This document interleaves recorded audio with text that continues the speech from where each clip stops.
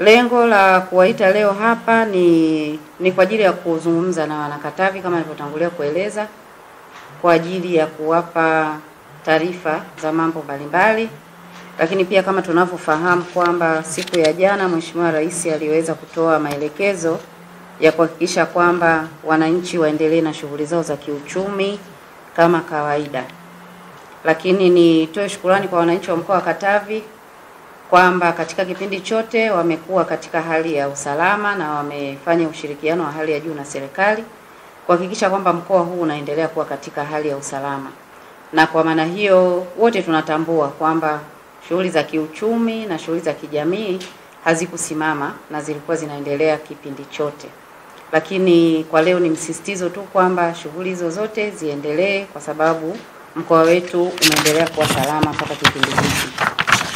Lakini jambo la pili ni kuwafahamisha pia kwamba utoaji wa huduma zote za jamii uendelee kutolewa kwa wananchi wote wa mkoa wa Katavi mahali popote. Na hii inahusiana na huduma za umma zinazotolewa kwa wananchi, lakini pia na huduma za taasisi binafsi ambazo pia zinatolewa kwa wananchi.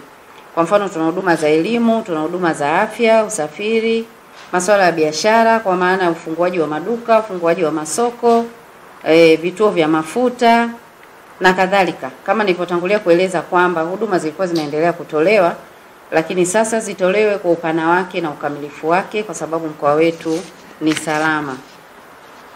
Lakini swala lingine la tatu, niendelee kuwaomba wananchi wote wa mkoa wa Katavi kuendelea kudumisha hali ya usalama na kuendelea kushirikiana na serikali pamoja na vyombo vyetu vya ulinzi na usalama kuhakikisha kwamba hali ya usalama inaendelea kuwa imara zaidi katika mkoa wetu.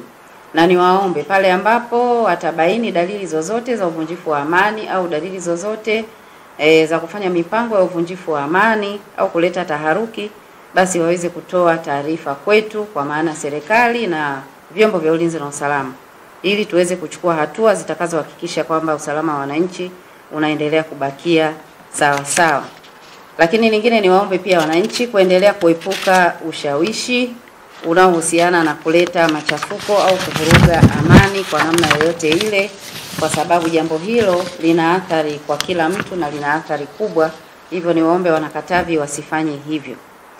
Niombe pia wafanyabiashara wote katika mkoa wa Katavi kutumia vibaya nafasi hii ya hali iliyokuwa ikiendelea katika miji mingine kupandisha bei za mazao.